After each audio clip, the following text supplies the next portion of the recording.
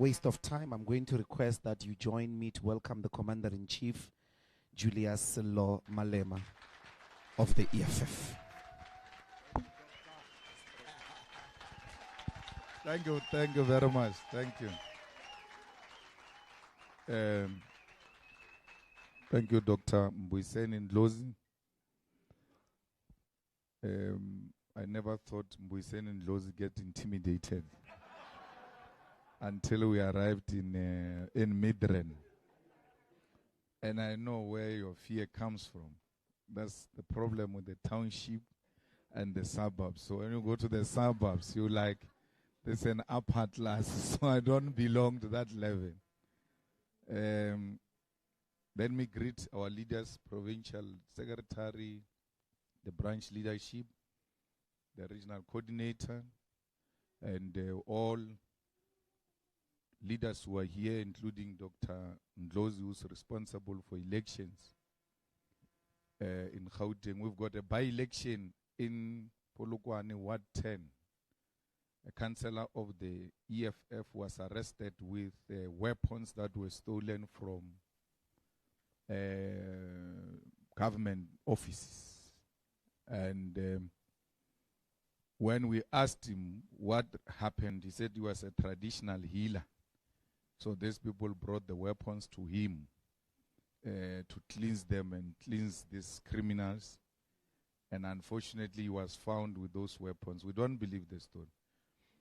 So we went to visit him in jail. And he explained the story. After he explained the story, we gave him a resignation letter to sign. Because in the EFF, we harbor no criminals. And that's why we have a by-election tomorrow. So that was our word, and many people were saying, no, we can't do that now. What if we lose it on all of that? Well, rather lose the word than to accommodate criminals. Because you must always know that you are amongst men and women of integrity who do not violate the laws of the Republic of South Africa. So I was asking him to go and speak tomorrow at Ward 10 in Polokwane. He refused. He says, no, he's working in Gauteng because tomorrow he's got a meeting in Lodiam.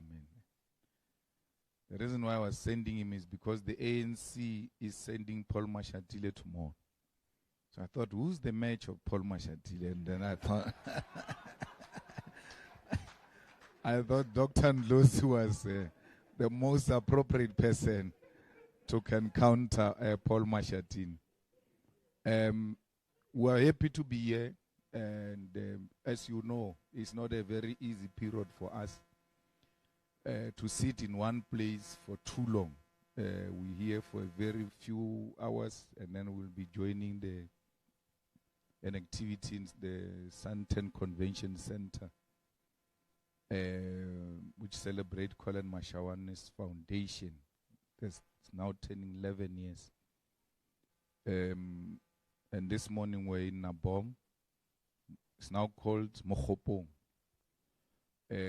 So when we got an opportunity to come and speak to the people of Midrand, we're excited because you are the most influential people. That seated here are people who are not only influential in their families in Midrand, but their opinions matters even where they come from. Because majority of them are breadwinners.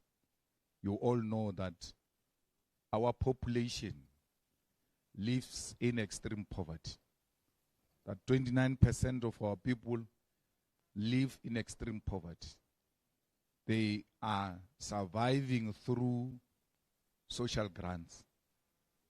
But South Africa as a whole pays 18.8 million grants. And that constitutes 31% of the population. So you have a situation where 31% of the population receives grants, is on grants. And those who receive grants live on extreme poverty. So, and the extreme poverty, you know, is extreme in a sense that a person lives below 41 rand or 42 rand per day. That's what extreme poverty means.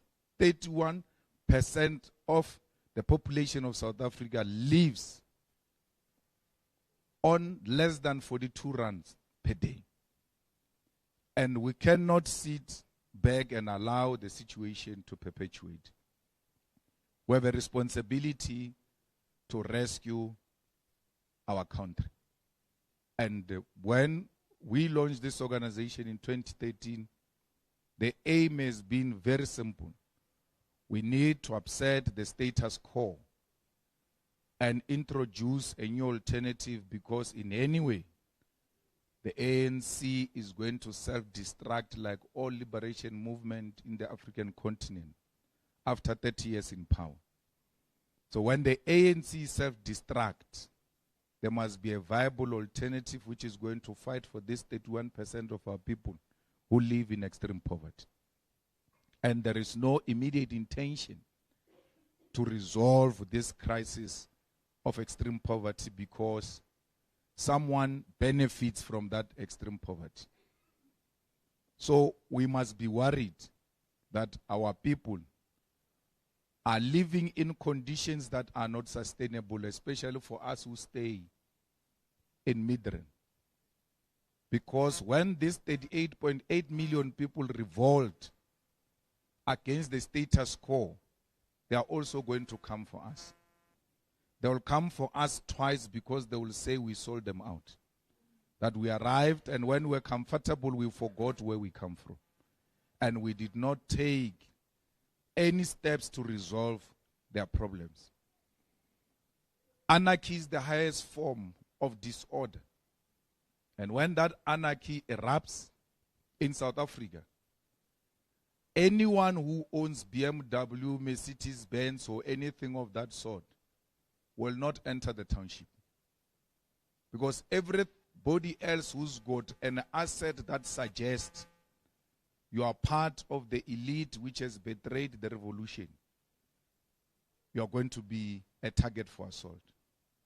So we need to resolve this. And the EFF is the tool that can resolve this problem that is confronted by many of us. People go around saying, no, why is the EFF talking about borders? Why is EFF talking about borderless continent? But there's an issue we raised which they are not bothered to follow up before we go to the borders, which is an apartheid debt. That in 1993, it was reported that we are owing the apartheid debt 25 billion US dollars. Now, what was this money used for? This is the money that was used to buy weapons. If you remember, and Comrade Carl Niehaus will know that much better than all of us because he was in the struggle against apartheid. There were trucks that carried weapons, military trucks that carried weapons into KZN.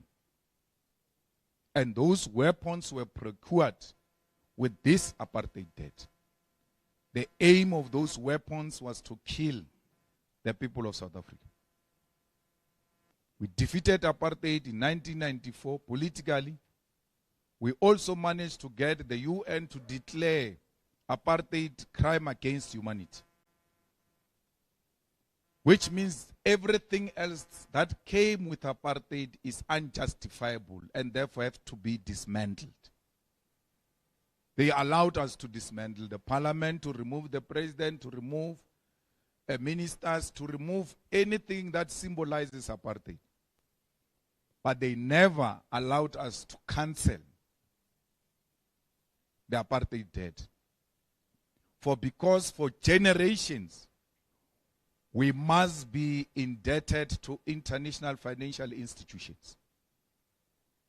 We now are owing almost 573 billion, which we are servicing, and that includes the apartheid debt. So if you minus the apartheid debt to our foreign debt, then we save a lot of money which can be used in our social responsibility programs.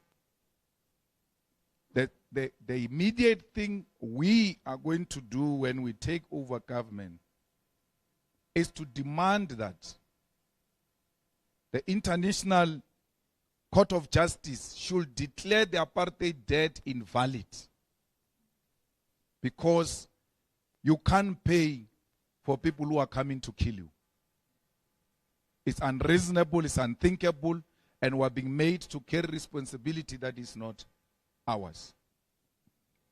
We have a duty to make sure that we deliver the land into the hands of the people. And the only representative of the people is the state. The money you have in your pockets is not owned by you, it's owned by the state, it's printed by the state. You can trust the state with a responsibility of printing money for you, but you can't trust the state to own the land on behalf of all of us. You can trust the Maya family here in Midrand at Waterfall to lease land to you for 100 years. 99 years lease, and your children will not even inherit it when you die. You are so prepared to do that with a private Indian family. You rent from them the land and build huge houses. When we say let's do the same but through the state, you say no, who's going to invest in that? You have already invested in a private owned land. You have a sectional title deed. You have no title deed. You have no reason to even join the struggle to demand title deeds. You don't have. What are you saying? He wants to take our title deed. Which one? You don't have. So, we give the land to the state, but no one loses anything, including the white minority. Where you stay is declared a place of residence for Mr. Malema. Where you farm, it's a farm of so and so, this company or that company. So that we account for all of the land. Once we do that, we're going to find a lot of unaccounted for pieces of land. Once we discover that, then we give the landless that land. You cannot give people what you don't own or have. So the state has got a duty to give our people land. Because without land, you are nothing. There is nothing that we can do without land. That's why we've been in power for 30 years. We've not made inroad. We could not even produce black middle class. We cannot proudly say Midrand is black middle class. And it's not true. Our people are swimming in debt. And the high interest rates and the amount we pay for fuel and all just makes things worse for the so-called black middle class. The ANC is upset even what was potentially a black middle class, because you don't have the land. And we just need simple historical checkpoint where we say, what did the Boers do when they came into South Africa first? Because they didn't do anything else. They just took the land. And they knew once they have the land, no one can tell them anything. Engaged in wars of dispossession, precisely for the land. Not this thing that you are doing with Zimbabweans and Nigerians. There's an artificial war. What's wrong? What are you fighting about? They are taking our women. They didn't take women, the whites. When they came here, they didn't take women. They took the land. They knew the land comes with women, with cattle, with... There's no one who owns who doesn't have a woman. The people who don't have women is people who find on the street because they don't own. Ownership and women go together. They must own. Women are not going to be subjects of poverty. So we have to take the land and give to them too. That men should not claim that they are the only rightful people who can work the land. Because the small garden in our houses, it's not you who do that garden, vegetable garden. It is the woman. I've been asked myself, hey chief, you need to allocate a portion here because I need to start my vegetable garden. It has never dawned in me that I must do a vegetable. They know that this is the land which must be used. And we have to give it to women. We have to give it to the youth. And make sure that they use the land to benefit the people of South Africa and the world. The land comes with everything that is on the land. That includes the sea that is allocated to the side of South Africa. It belongs to us. We need to take the sea and give our colored communities and African people in the Western Cape, in all coastal provinces, the fishing rights. Because fishing is a big business, especially in China.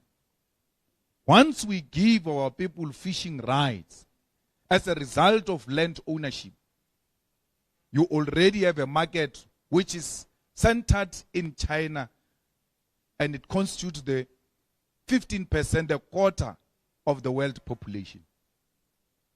We're not saying we're not doing business with outside people. Instead of Chinese and Germans and whoever coming to fish here, we must fish ourselves and sell to them. It can't be the other way around. That they fish, go process the fish. Fishy Ebola speed. Maramo, it gets taken here, gets processed there, and come back here. Something that we could eat fresh. We're being made to think it's impossible. Why is there no factory of tomato sauce in Limpopo? When the biggest producers of tomato, they're in Limpopo, ZZ2. Every day on the N1 you see a truck written ZZ2. As that truck moves, you must know inside that truck is work, is jobs for people of Limpopo being moved out of Limpopo. That's why you came here to follow those tomatoes. You've got them there. You leave them to go and then you go after them to go and work in a tomato sauce factory. Which you could, ZZ2, if he loved our people and loved the province of Limpopo, why is he not opening a factory in Limpopo and create both local economic activity and employment for the people of Limpopo? Why is chrome being transported to Richards Bay?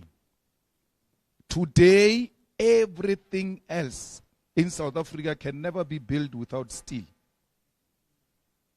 Which means you've got a market for steel. Not only in South Africa, in the whole of African continent. The biggest factory of steel in Witbank closed down in a country where steel is in demand.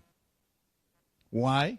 Because we ship out our chrome, it gets processed, produce steel in China, bring it back here, and the Chinese come sell it cheaper than our own factories because they too, whatever they use, get it from outside. Why can't we beneficiate our own mineral resources in South Africa? This Johannesburg is actually a desert. If you go and check, it's a place where there's too much water. And that's why there was never a preferred choice of settlement, even for settlers. It was never a preferred place where human beings must settle. It became what it became after the discovery of gold. That's what made Johannesburg. So cities are made either by natural resources or mineral resources. There's nothing so special about Cape Town. It's too racist. But it is beautiful because it is made because of its natural resources. Table Mountain, the sea. That's what makes it, this can be a proper place of settlement. The other one is the discovery of minerals. That's another place where, because people are going to work on that mineral, they must settle there. That's what made Johannesburg. If cities are made by minerals and natural resources, why is Rustenburg, the discovery of platinum, not made Rustenburg a new Johannesburg? Because Gauteng is made by gold. Why is Rustenburg not made by platinum? Why? You must go to Skukuni, Groblersdal. Groblersdal and Beggersford, you can confuse. Ela di mine. Beggersford. From Polokwane to Mpumalanga, when you pass, you must go and look at the type of houses people have built in those rural areas. Why? Chrome is such a profitable and easily accessible in Beggersford. To an extent that it's mined by gogos. They mine it and pile it behind their houses. When you ask them, why are you doing this? They say, no, one day someone is going to come looking for this. They are not lying. And they are being called illegal miners. And Samanco doesn't allow them to touch any piece of land. They go by force. They are mining with TLB. Not excavators, TLB. That's how accessible that mineral is. Without the state intervention, people are mining there, getting money, building themselves beautiful houses. They are turning that into a beautiful city, but it will never be a city until the state takes a deliberate decision that this is a special economic zone and we're going to create a beautiful city out of the discovery of chrome. There's nothing that can stop any place that has got minerals. We are number one, by the way, in the whole world with platinum. And when we take Zimbabwean platinum, we're worse. The rest of the remaining platinum outside us and Zimbabwe, majority of it is found in Russia. How can we and Russia not become friends and determine the price of platinum? Our price is being determined by people who don't have platinum. But we've got platinum. All of that must not be spoken about because we are going to scare investors. It's not true. Investors look at your laws, your rules, the stability, security, and all of that like, how can we make money out of this? They even make money out of sponsoring instability of DRC. They go and buy blood diamonds. In a war-torn countries, investors still go in there, build a landing strip in a forest, and then make that country not to be functional so that they go and land and take what is there and leave. So why do you want to speak about investors as if it's some high moral people? They are so immoral because their priority is not human beings, it's profit at all cost. So let the land bring all of this to us. There will never be jobs if the patterns of property ownership in South Africa are not tilted to the benefit of all. The ownership of property, look at Soweto. Is Soweto's house today is not less than 500,000. Why? Because they discovered that with democracy, everybody is equal. So which means these houses of Soweto are now going to be an asset that can be used for borrowing and all of that, which means these people will own property. So what do? You make sure that you inflate the market so that they don't afford. Everybody has got a right to buy the house. But where is the money to buy the house? So they use the money to keep the racism in the property ownership of South Africa. Cape Town is being auctioned today, every day, through selling houses in Cape Town to foreign markets exclusively. If you want to buy a house in Cape Town, you have to find someone in the UK to say, no, this is me, and then they list them, then they say, come and bid. Before you know it, there will not be a single house in Cape Town owned by South Africans. Extremely expensive. Something has to be done. And that's why they are opposed to the ownership of the land. Here in Botswana, they give the Botswana people 50%, Botswana state 50% of profits of diamonds by the BS. The BS, it's this guy who owns South Africa, Oppenheimer. Now, they give Botswana government, state, 50%. Say, no, take. And then they come this side. We say, we're asking for 50%. They say, where? How? You're going to scare investors. But the investor is not scared in Botswana. But when it comes to South Africa, the investor is scared. It's not because the investor is scared. It is because South Africa was sold during the negotiations in Cortes. When we were negotiating for our freedom, when Chris was fighting against the disbandment of Mkhonto Wesizwe, Cyril Ramaphosa and them were already in discussion for shares with Vodafone in UK during the negotiations. And this were told by him, by the way. And they said to Vodafone, if you come in here through these apartheid agents, we are going to finish you when we take over. We are the future of this country. Give us. They can't give you 50% because that 50% is given to your leaders. It's given to individuals. And I'm telling you, these guys are going to be the richest. Why? When they were given the shares in 1994, they said, you don't have money, we'll give you. But every time a dividend is declared, you pay us through that dividend until you finish. The information now is they finish paying that debt. 30 years of democracy means the finishing off of paying the debt of the shares that were given to them. Oh, the money is just going to go into the hands of individuals. There is no ANC elite that I know now who hasn't received dividends.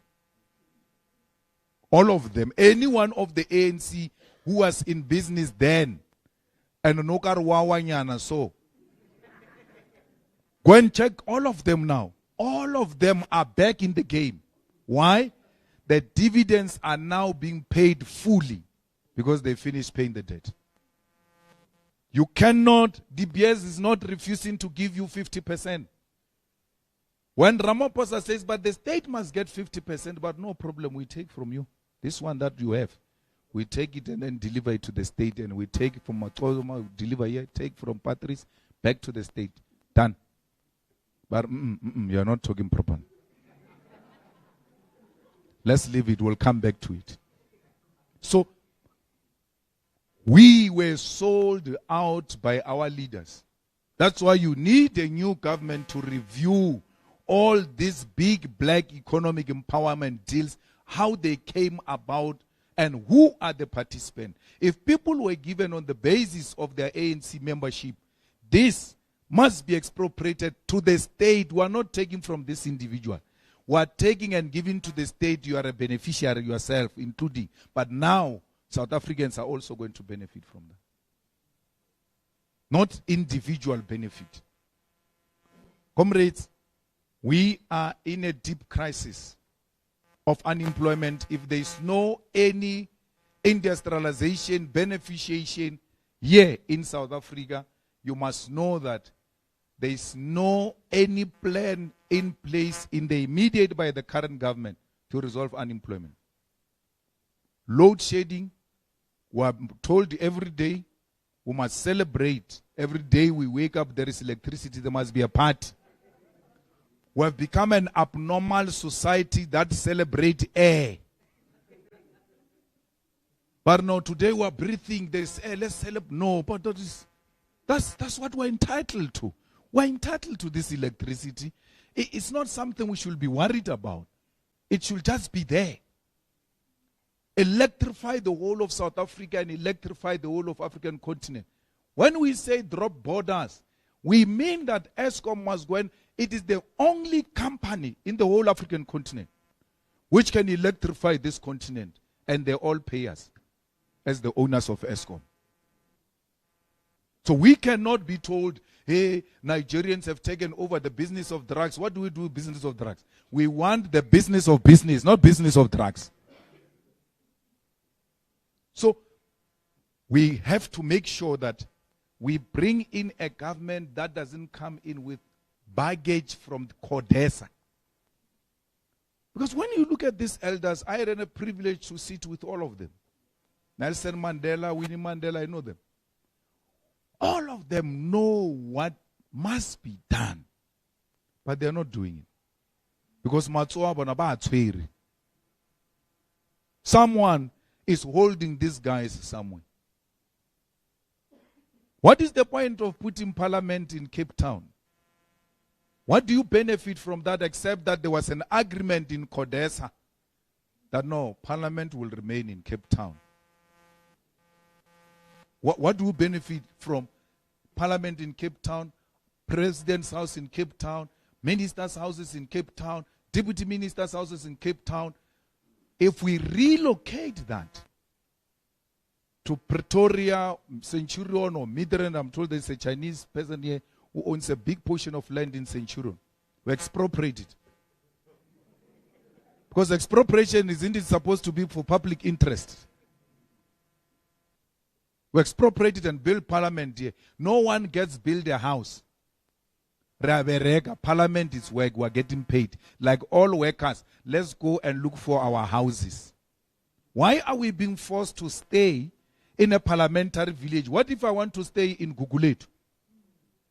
You now are forcing me, because if I don't use that house, I'm wasting state resources which were allocated to me. Leave parliamentarians to go find themselves houses. Many of ANC parliamentarians, by the way, won't have houses. That's how irresponsible they are. They don't have even now. After 30 years, they don't know where they are going when they are not on the list. That's why when they are not on the list, they cry like babies, because they're like, what's next for me? We need to save as much resource and rechannel it to our people. Why do we need provinces? Why is there a premier? To do what? I don't know what's the role of a premier. My councillor, what councillor, is actually more important than the premier. Because you know, if the sewer is blocked, that guy must make a plan. Come and unblock this. Call Panyaza and say, come and unblock. Now, in terms of government systems and protocols, there's province and local, and you're going to hear some English. Why do you have an MEC of education? To do what? Because education is national. Our children write the same question paper. There's no Gauteng question paper. The syllabus is national. There is no Limpopo syllabus. Even if it's Tsonga language, it's national. Those who are learning Tsonga in Gauteng, Shawela, they learn the same Tsonga in Limpopo. Same.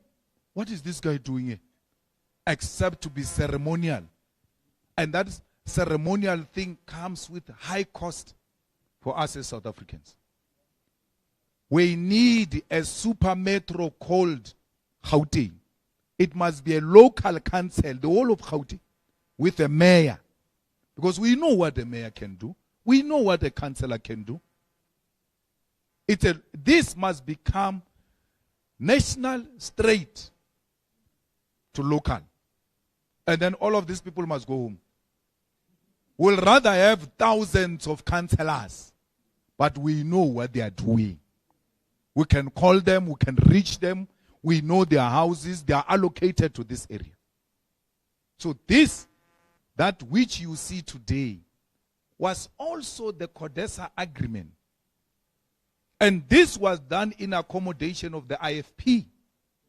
Because the IFP was refusing to participate in the election until they agree that KZN will be a province on its own. The ANC policy originally is a unitary state. It's not these sub-states that we're experiencing today, which have got no road.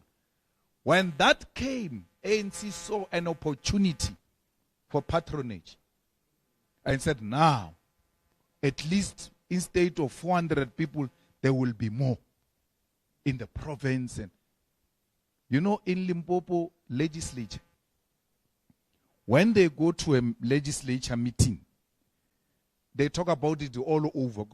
They are shocked, members of the legislature. Hey, real legislature, even if you didn't add. Because they go to legislature to do what? They never go there. Not because they abscond, because the legislature has got no purpose of meeting.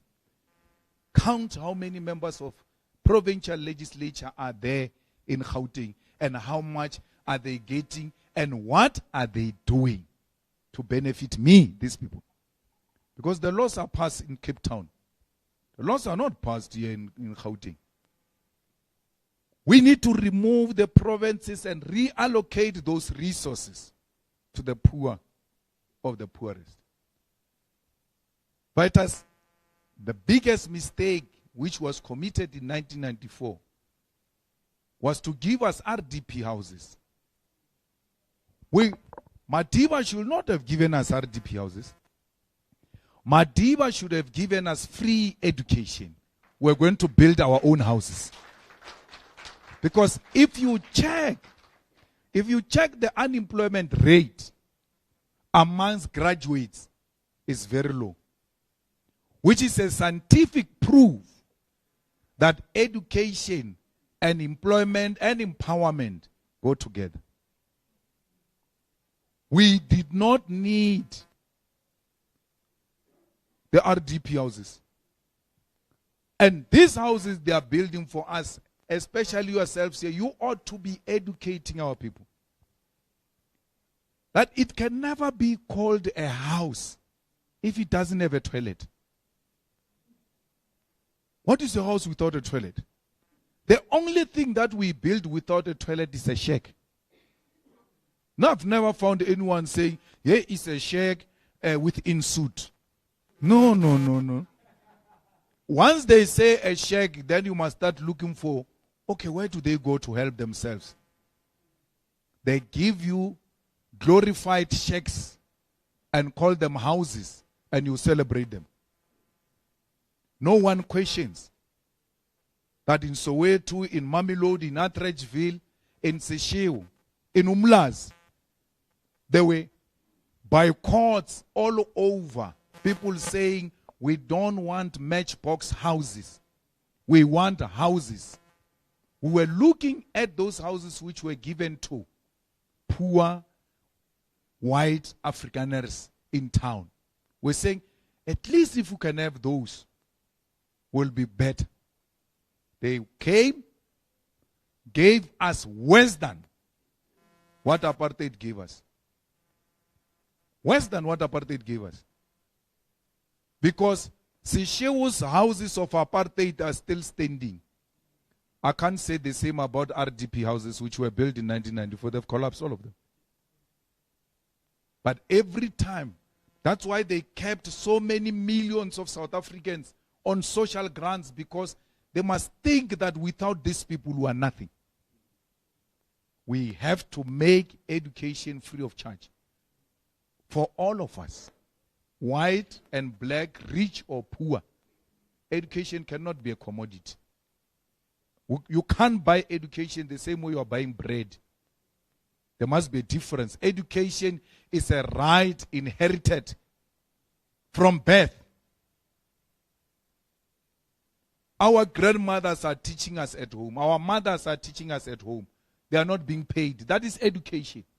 So why, when we go to the state, now someone must be paid for us to be educated? We don't get started to be educated at school. We're educated at home, taught how to walk, how to speak. That's education which our parents owe it to us. And no one pays, because we're entitled to that education. So why now, when we grow up, it changes, that now you must start paying to educate society. An educated society, it's a society that will not be intimidated by the ruling class. Today, those who are fortunate to work in the private sector, you get a white young girl joining the firm, put under your tutelage, train this person and all of that. Tomorrow when you come back to work, you are now reporting here. Okay, why am I reporting here? You are not questioning the authorities, by the way. You're just asking, why am I reporting here? You go back, man. This girl was empowered by me. I was the one who was teaching. Let me go and check your qualifications. She has matric. With all your fancy degrees, you are so comfortable reporting to a matricless Afrikaner young lady because you are scared of their parents. We want this government of the EFF to empower you so you can speak on your own that I'm not going to report to this matricless. It's not going to happen. I've got this and this and this. I've gone to school. We cannot have a black middle class worshipping whiteness and scared of whites for no reason. Most of these people of white people are not educated. They threaten us with their skin. We think white skin means success. And success is education. Only this government. That's why we've given you a weapon. Most of you are using in your firms. Every time they try to bully you, you say, I'm going to call EFF. And then everything changes. Imagine what we are doing for you now without being in government. How much we can do when we are in government. When we are ministers who can just walk into any factory and say, what is this now? So that's all we are asking you. You see the power of the EFF outside government. Imagine the power of the EFF inside government. That is the power that all of you need. There is no one, all of them combined, who is better than Floyd when it comes to the economy and the finances of South Africa. No one. You know, we don't have time. We'll tell you when we entered in parliament, we introduced that concept of illicit financial flows. Every time Floyd finishes speaking in the finance committee, they all argue with him and they don't say anything, by the way. When the thing finishes, they're like, hey, take us through, man. What is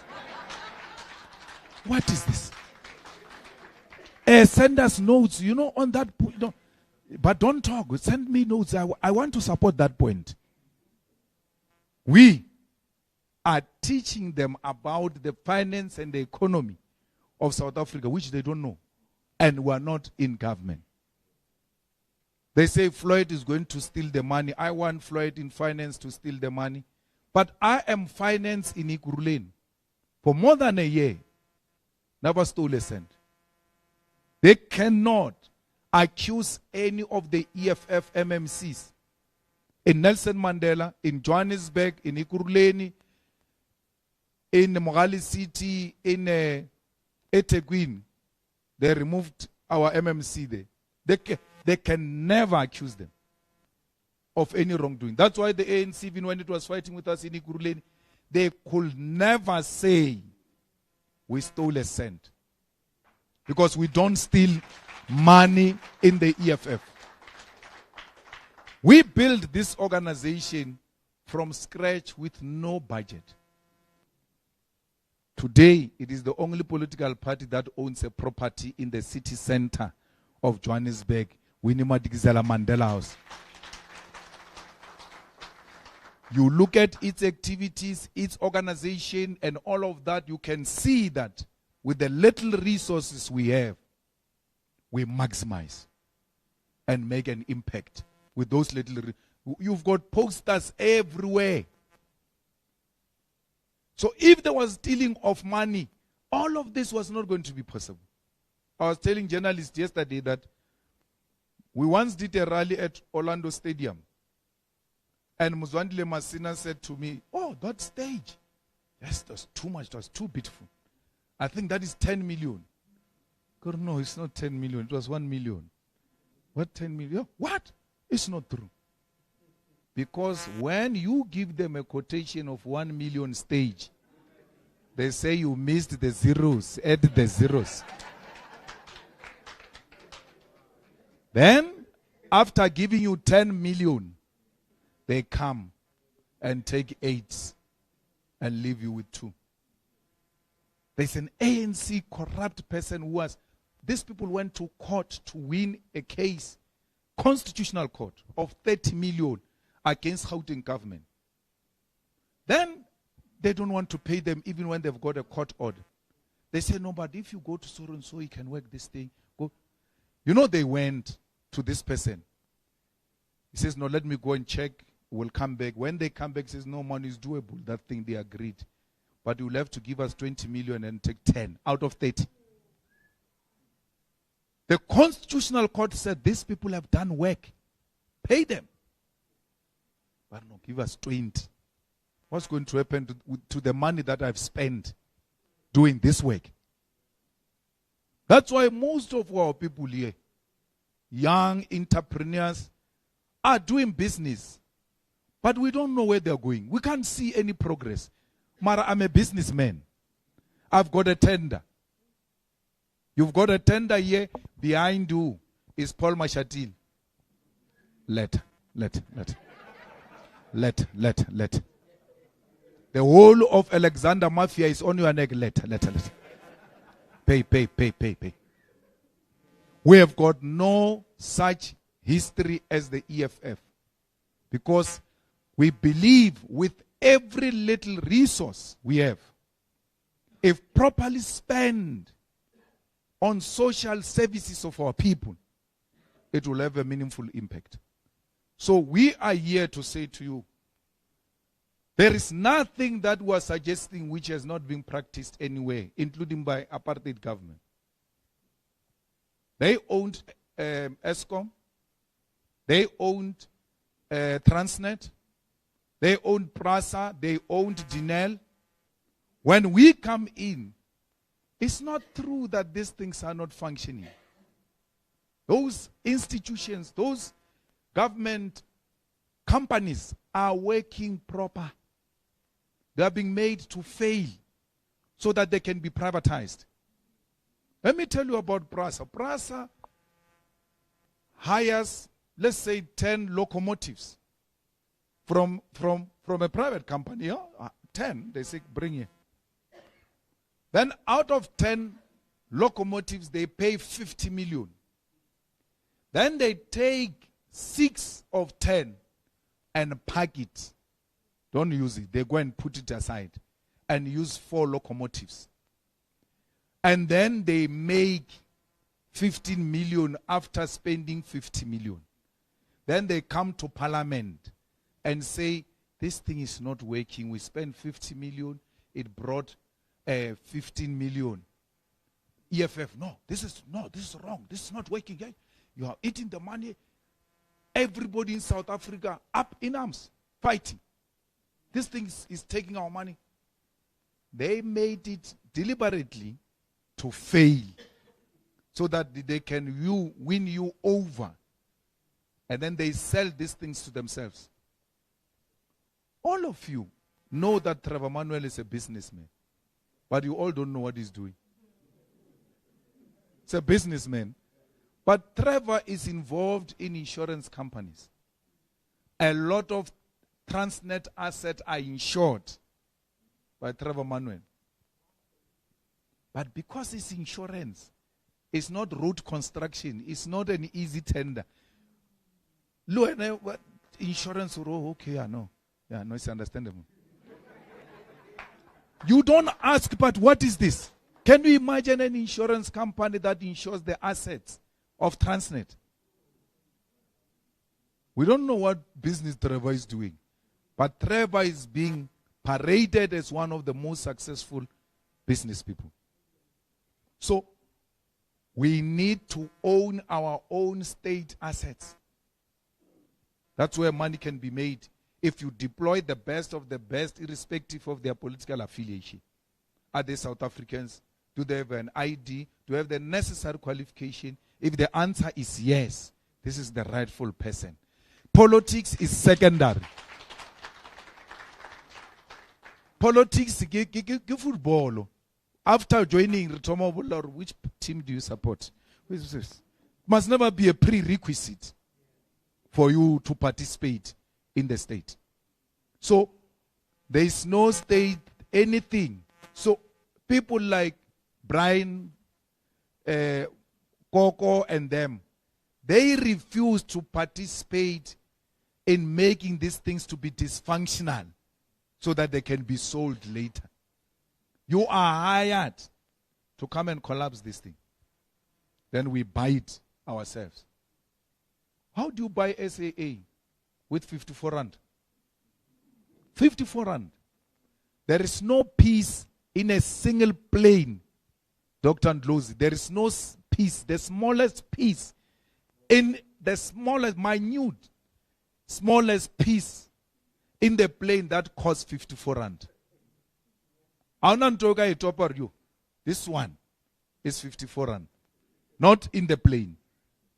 So to buy the whole plane with 54 rand, and people still say, no, let's give them chance. 54 rand. And then they completely fail. They come and say, we failed.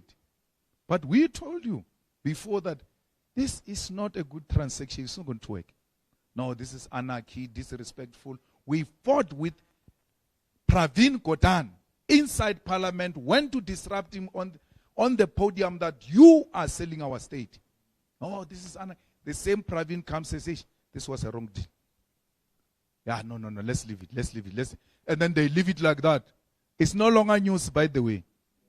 Oh, it's done. But in Nkandla, we still remember it today.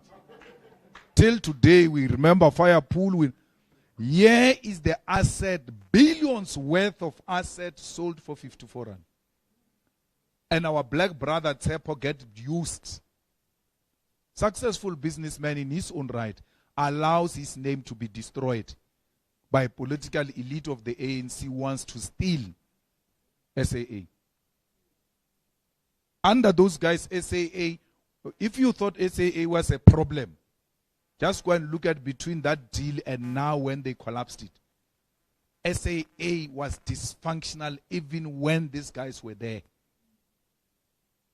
There's no one who cashed an SA flight during that period and the flight left on time.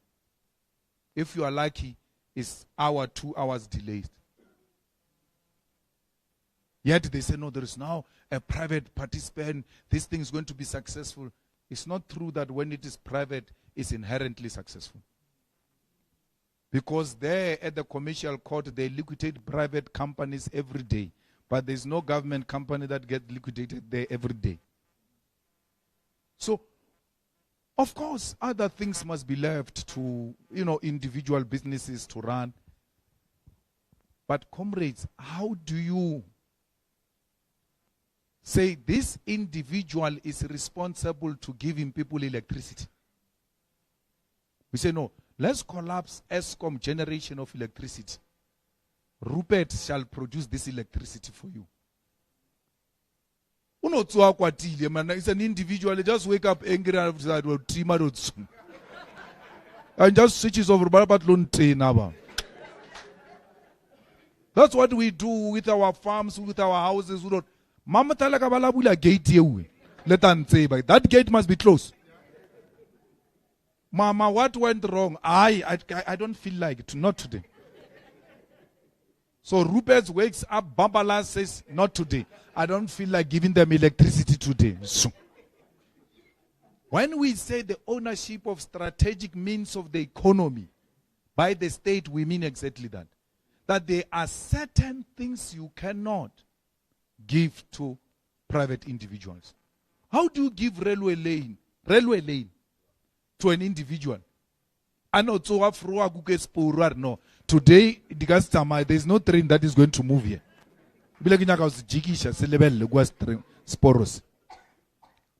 That's what they do. You cannot entrust that with an individual. We can entrust the locomotives with individual. That's fine. If you undermine us, we kick you out, we bring another one.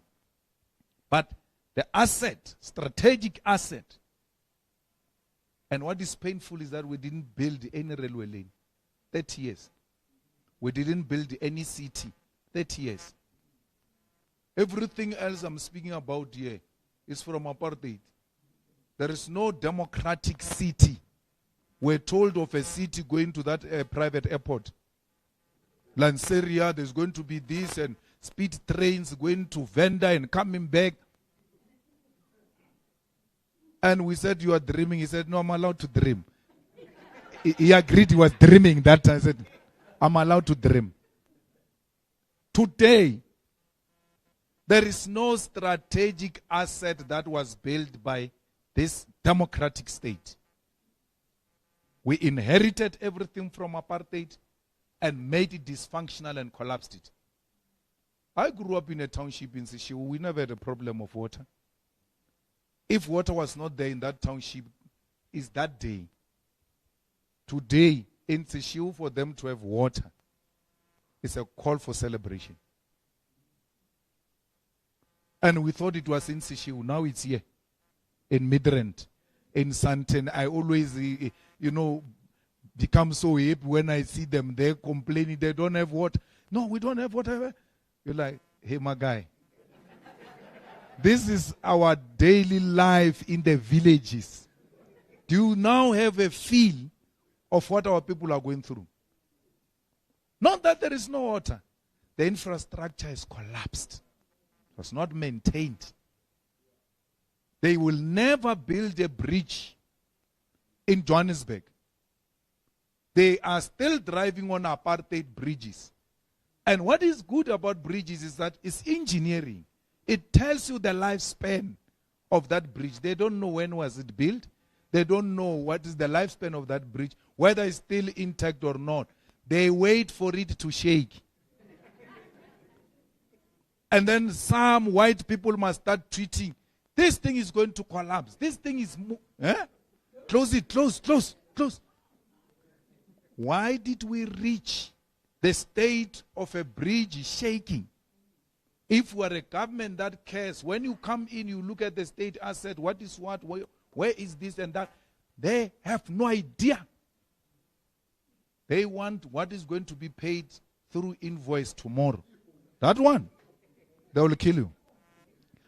If the CFO's mother dies, and then he leaves, and there's an invoice, you must not come back. If this money is not paid, you must not come back. You have to abandon your mother's funeral to go and pay the invoice. They don't do that with service delivery.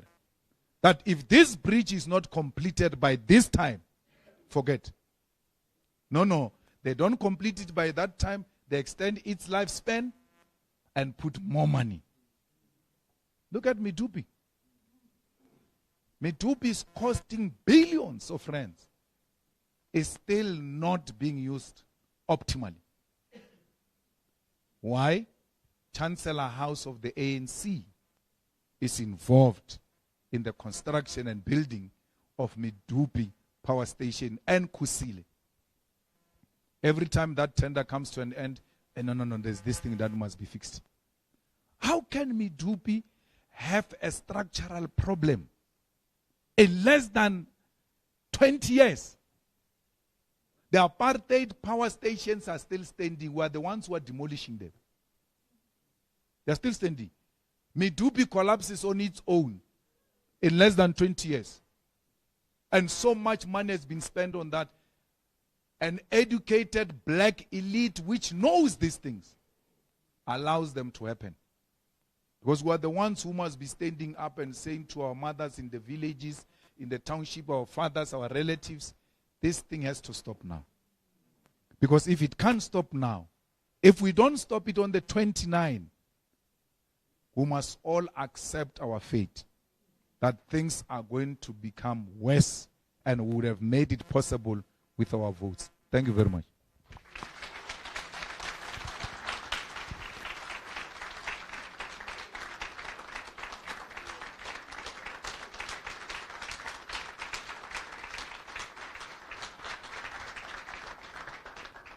Thank you, President. We are now going to take hands for engagements. Sean, are you ready with the mic? Number 1, number 2, number 3.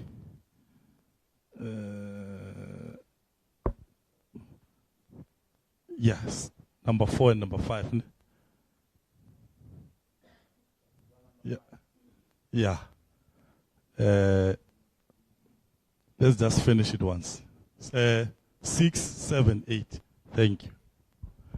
2 minutes rule. So don't give a speech.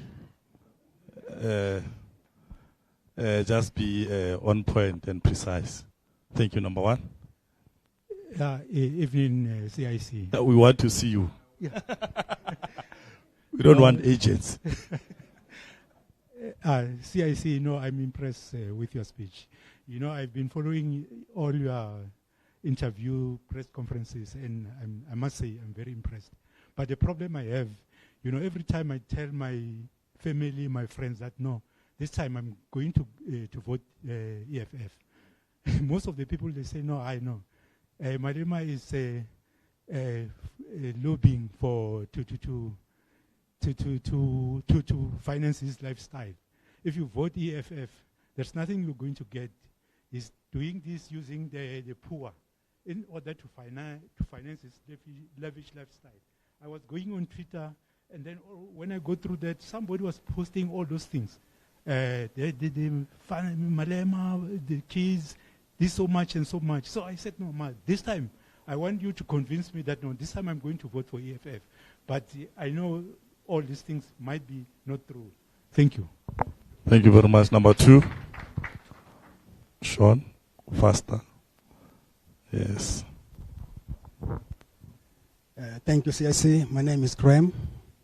I think you and I will deliver the keynote address on the funeral of Mr. Msibi. I was the advisor of Mr. Msibi. CIC, my question is based on 2 business that I'm in. I'm in the property development. My properties are based in Sentin, not far from Rivonia and East Road. I build properties, townhouses there. And then the issue of expanding, whereby I want to expand. Then there is vacant land that I try to approach.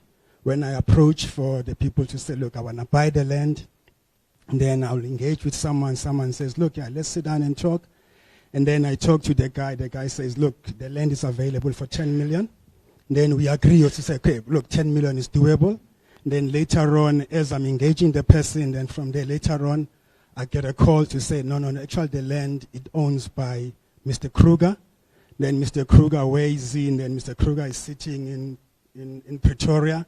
I call Mr. Kruger. Mr. Kruger says, no, look, the land is available. We can engage on 60 million.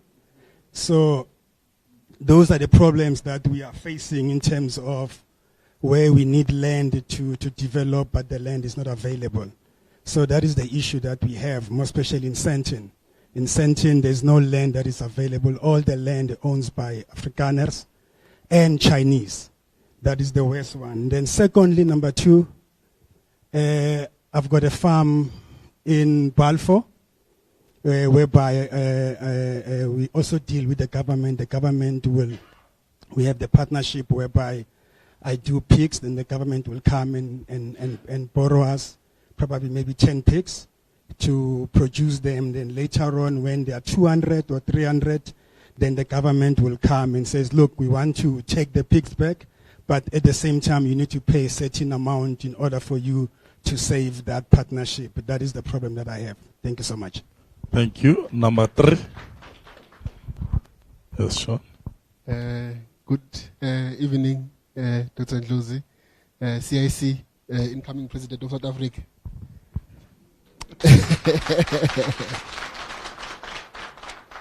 I just have 2 questions, CIC, and I'm telling myself here, I've got 2 minutes that I've set up for myself so that I'm going to finish. But before I start, you know, there's that video of the other guy from the other organization of dollars, where he's approached by someone and they are asking for a job, and he said, just keep searching. The summary of it is that the person goes there with hope and leaves hopeless. I kind of felt like that when I relate my story to you, Dr. Ndlozi, when I came this morning. I hope I will not leave hopeless. But my question is on student debt, CIC. I read the manifesto, but there's no timelines. There are timelines on other issues on where they're going to be done. But when is the EFF, if it comes into power, going to erase all student debts? I'm a victim of student debts. UCT is taking me to court because I owe them. So by the time I finish doing my master's at UP, I might be owing them $500,000 and have to pay that even before I build my grandmother's house. My last question is on what Martin Luther said about there being no justice without, there being no reconciliation without justice. And I've seen a video of you, CIC, making an apartheid judge apologize. And there are laws in Germany, for an example, that speaks directly to those issues of discrimination and racism. In South Africa, we have something called criminal injury, and it's not very specific. That is why somebody can come and apologize for apartheid or colonization, or come and call us kafirs and not be punished. So what is the EFF going to do to address those issues of justice? And I know in Germany, they arrested a 103-year-old in 2022 who was 22 years then, during those times of the Holocaust. And so that's my question, to say, what justice are we going to have? Because clearly that Truth and Reconciliation Commission was a circus. Thanks. Thank you very much. Number 4.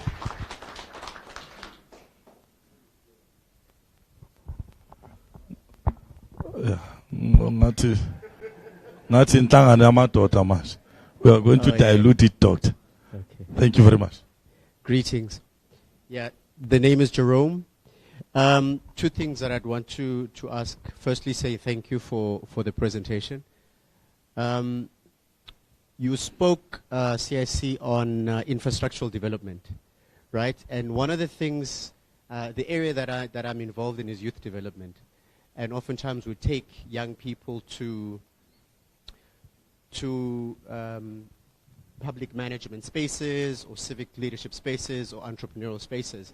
And when we visit government spaces, so sewer in Pretoria, for example, that thing has not been serviced since the 1800s and the early 1900s. And very little gets said, and there's a lot of development happening, and I'm glad there's a brother talking about being involved in development issues. All the new developments, sewers go to same plants and have never been serviced in over 100 years. What strategies are in place for such things? Because we think of roads easily and not so much about where hygienic stuff go to. Last year we had BRICS, and there is BRICS Youth coming up.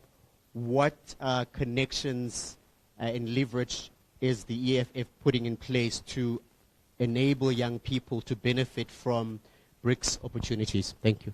5. Yeah, thanks. Mine is going to be in twofold. One is the Chinese have actually are running almost everything on the industrial side of things. Manufacturing, production, you can think about almost everything that we can think about. We have lost our industrial hubs. We used to have industrial hubs in the East End, in the Val, in the central of Joburg and all that.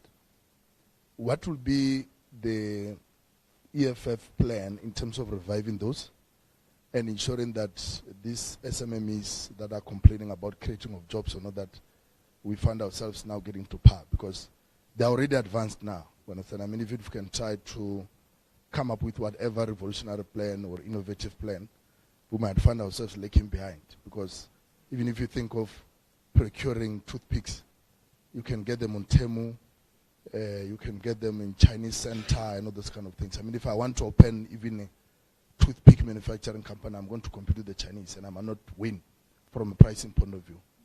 That's number one. Number two, because of the industrial hubs are so overburdened, SARS and the production lines in the country, they're coming so hard with, towards the SMMEs in terms of getting as much as they can, to an extent that even if you can try to do business, you'll be left with nothing. So what will be the EFF, plan or ideal model of ensuring that the tax burdens also does not necessarily disadvantage those that are starting and coming that level? Because, I mean, yeah, we are really swimming, some of us who are in the manufacturing space, business-wise and all that, because they'll almost take everything because of they keep on changing the laws. They don't need anyone to make a comment.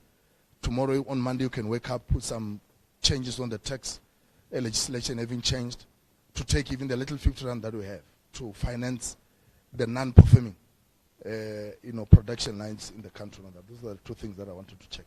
Thank you very much. Number 6. There's a lady here. Matotan. Wait, Sean, bring that mic here. We are diluting the patriarch. We'll come back, leader. We are just obsessed with women participation.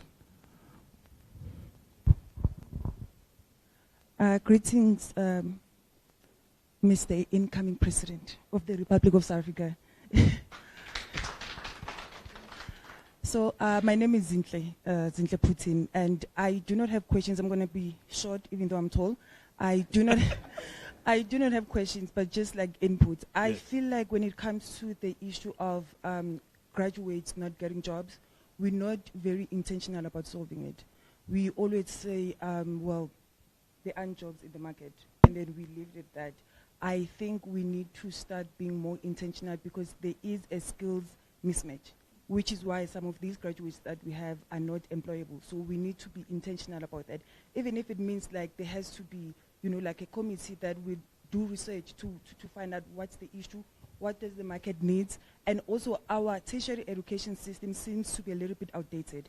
So we need to also work on that, because we can't be relying on a syllabus of 1994 when the issues that our country is facing today need like modern education. So that's one. And then number 2, on the issue of public transport, I take issue incoming presidency when it comes to how the issue of public transport is addressed. We never make emphasis on it. It's as if it's not important.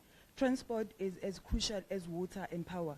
You cannot run an economy on a dizzy public transport system. So we have to be intentional on improving that. And also, it will also not only improve productivity in terms of economy, but also it will help with our tourism. We have a beautiful country, but it is so hard to access some of these places. And if we have an efficient, national public transport system, everybody will easily access all these places that are touristic, that can also add to our economy. That's that. Thank you. Excellent. Number 7. We skipped that guy there in the corner for. Yeah. Can we? Yes. Thank you. Good evening, CSC. My question is on the state of NSFAS. I had a business which I decided to close shop in 2021. I was one of the key players in the education space with regards to procurement and printing of educational textbooks, which is very a niche market to which very few people do in this country. 2019, Blade came into power within the higher education space. So much changed. Some of it seemed to be for the better. The disbursement of NSFAS funded students used to be administrated by a third party. A speech was given that what's supposed to be benefiting students is shared, with service providers and all of that. As a result, that needed to be taken away. We were happy to receive that, but we have seen recently, the image of another service provider with very controversial practices that actually was just another image of the previous service provider, just in a different mask. Currently, we have seen in recent times, the NSFAS was put under administration. The CEO of NSFAS was also fired, I think, 6 months ago or something. So at the moment, universities who are the custodians that are managing millions in funds of private funders and private donors that are disbursing funds directly to the universities that are trusted by parents and all of that are paying their monies for their kids to study directly to university. Why is NSFAS an exception? Why is NSFAS money not disbursed directly to the institution to administrate them for the best interest and do away with all the middle class that are currently costing the learners in this country? I want to know the EFF's position on that. Thank you. Thank you very much, President.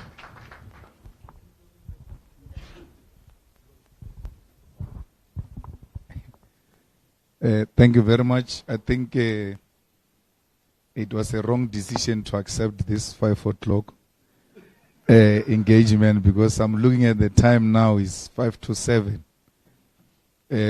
But I'll try and be brief with the hope that I'm dealing with educated people who in their own space and time will go through the EFF. You gave them copies. The EFF manifesto is the only manifesto that goes into detail of how this will be done and when and all of that. So, my brother, what I'm saying now, I said this when I was, to be safe, president of COSAS, Congress of South African Students. I demanded free education. I demanded stopping of corporal punishment.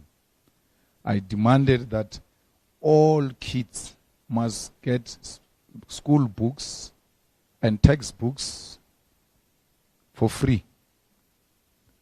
I demanded that we should have people who are qualified to lead our schools, not on the basis of their proximity to SADU, but on the basis of their qualification.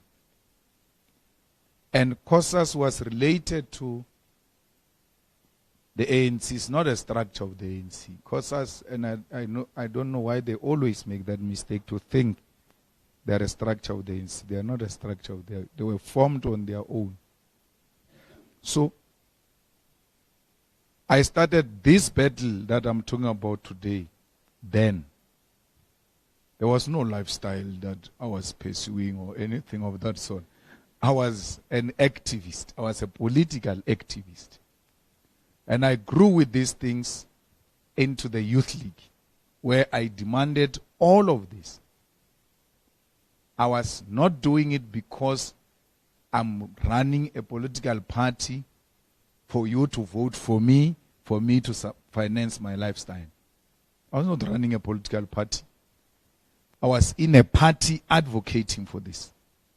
And we came here in Midrand in 2011, in the biggest conference of the ANC ever held, in the whole of the ANC ever held by the ANC, because that Youth League conference at Galaga was the biggest. That's how much we had mobilized the youth of South Africa and directed them towards the economic freedom in our lifetime. We had a march, a historic march that was never done anywhere. There's never been a protest march for those kilometers, where we marched from Pretoria from Johannesburg to Pretoria to demand jobs and economic emancipation for the people of South Africa. All of that, I was doing it in a party, not because someone must vote for me to be president of South Africa. I was doing it because I believed that if the ANC takes these decisions, then South Africa will change for the better. And we won that battle. We took it from Midrand. We took it to eThekwini NGC of the ANC, where the ANC took a decision that we must expropriate land without compensation because of the resolutions of the Youth League in 2011. We influenced decisions of that NGC on every aspect. And that's why Zuma and them realized, if these people can win resolutions, it should be easy for them to win leadership against us and remove us. Then, when we took these resolutions here in Galaga, Tony Ngeni came to my house, and I had a house in Sandton, because I believe that our struggle is not to keep our people in Alexander. It's not. Our struggle is to bring our people. Our struggle is to bring our people next to where the resources are, not away from the resources. So, Tony again came to my house and told me, with those resolutions, you are going to be expelled if not killed. And one of those things came to happen. So, the accusation that I do this to finance my lifestyle is necessitated by the fact that you can't falter me politically. And you start splitting hair and trying to find fault with him. He doesn't have a degree, woodwork, what, I fixed that. I fixed that. And then you come with this, I fixed that. Where I'm wrong, I accept and I fix. They say you're overweight, I fix that. So I have no problem. Because they tried this and that and this and that. Because the people who are saying to his financing his lifestyle, ask them the question, do you love Nelson Mandela? The answer is going to be yes. And ask them, what is it that Malema is doing which Nelson has not done? Nelson stayed in Houghton from prison. I don't stay in Sandton from prison. Mandela stayed in Houghton from prison. His spokesperson is here. Mandela's spokesperson, Carl Neus. Where he got the money to buy the house in Houghton, nobody speaks about that. Nobody speaks about that. I owned the first property in a place called Stark Park. When I was a secretary of the Youth League, provincial secretary, when I came in, I bought a piece of land for 200,000 or so through the bank, financed by the bank because I was working now. And first year, I never wasted time. I knew I've got no appointment with poverty. This I'm going to confront head on and fight. How old was I in the Youth League? I think 26 or so. when I became the youth league. No, that's the president. In 26, secretary. No. The youth league president I became when I was 26. 26. 4 years before that. No, 5 years I had served as the youth league secretary, which is, I was 21, 22 when I became the secretary of the ANC Youth League. Never took my money to alcohol. Took it to my grandmother and looked after my child and looked after myself. With the little I was getting. That's why I explained to you, every little cent must have a meaning. From that time, I knew poverty and I said, I'm not going to live like this. Whatever little I get, I'll make use of it. I owned that property while renting somewhere. After 2-3 years, that property was worth 650,000. Sold it. That park was becoming some flashy, big place in Polokwane. It still is. Sold it. Paid the bank 650. Paid the 200 of the bank. Remained with 450.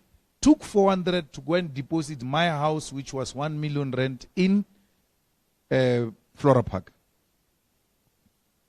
And I ate 50,000 nicely, angel. I peke swante ke kwa mata ke. Ke bereki. From there, I worked, serviced that bond. Then bought a house in Sandton when I became the president of the Youth League. Then I was financed by ABSA. The first one was financed by Nedbank. At least not yet. The second one, I don't remember who financed me. And then this one of Sandton, I'm sure I was financed by ABSA. All kinds of ANC leaders who could think of gathered in that house.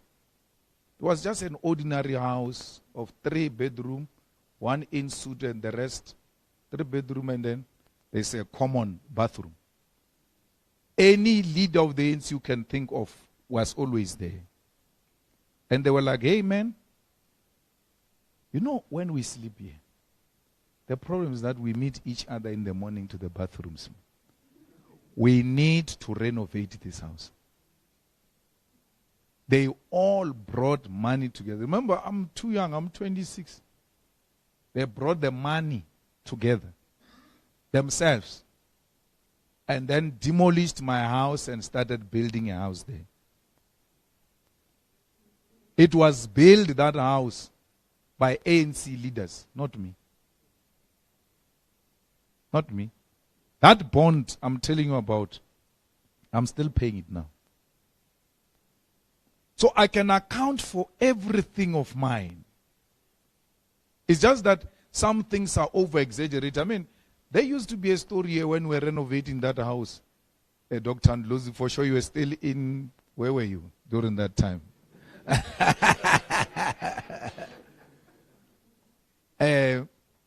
They were saying in that house there is a bunker.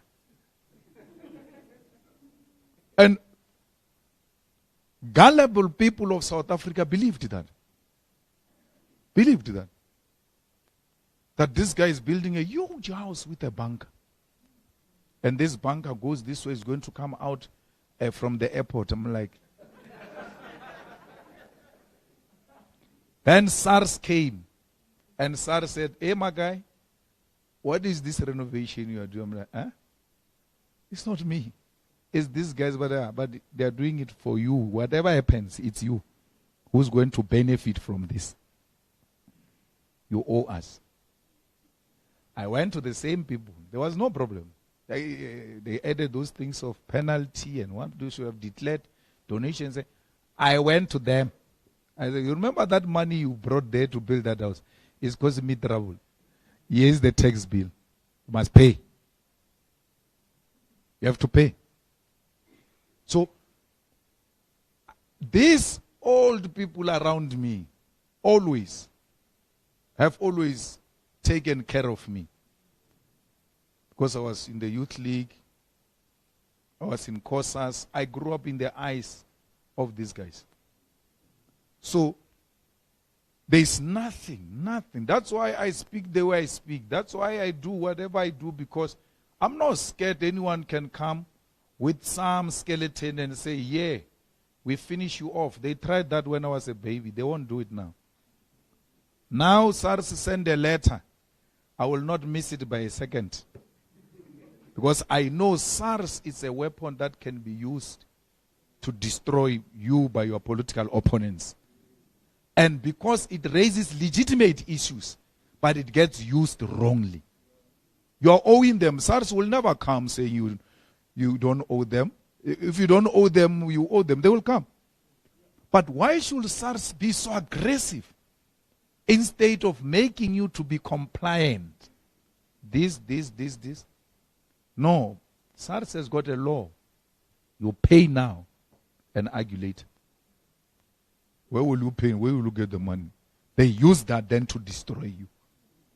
Because it's pay now, argue later. They destroy you. There will never be an argument later because that is court. That is court. Then they auctioned my house because these guys couldn't raise the money and all of that. Auctioned it live on television. I'm the only person whose houses were auctioned live on television. Trying to humiliate me. Now, after they did that, a person goes and buys that house in public, right? They say, no, he's sent by me. I don't know the guy. And now I start investigating. Why do they say I sent this guy? This guy comes from Seychelles. What a coincidence. They're like, I've never met the guy, he even passed on. Never met him, but no, he was sent by me to go and buy the house. And people believed that this guy can go with 3 million and give this guy to go and buy that house. And people of South Africa are like, no, man. What do you mean? So, they tried with all of those things of lifestyle audit. Mashaba says who must do lifestyle audit. SARS conduct lifestyle audit on everyone. They don't even care about whether you agree or not. They just send you a questionnaire and say, yeah, answer all of this. And if you don't make sense, they come for you. So we don't need Mashaba's lifestyle audit. We've got institutional mechanisms already to do that. My brother, the property in Sandton, I'm even shocked you're saying it's owned by Afrikaners because I thought it was the Jewish people who make the property available in public. You go and make a bid and then you sign offer to purchase. Once they discover it's you, black men, they cancel and withdraw that thing from advertisement. And then it will circulate like they withdraw it a bit, and then they come back again until there is a right person to buy it. Now you say you've got 10 million, you sign the offer to purchase, they start investigating, they're like, okay, he can get 10 million this one. Remember, these are the people who own banks. They've got access to all our finances. They say, no, he can get 10. No, this is a real owner. But they know you can't afford 60, but no, 60. So what I said about Soweto, they use money to keep racism in property. Because they know black people cannot afford. That's why I'm saying, let's take this land. And because this is the idling land, you want to use it. And man says, no, you can't. Until you give me 60 million. We have to take that land so you come to us and say, this thing makes sense. We say, no, go and build there. There's no problem. This person has got a purpose to use this land for. When you have been idling with this land forever. So the land expropriation is inspired by those things that you guys want to farm, want to be property developers. The land is more expensive than the property itself that stand on that land.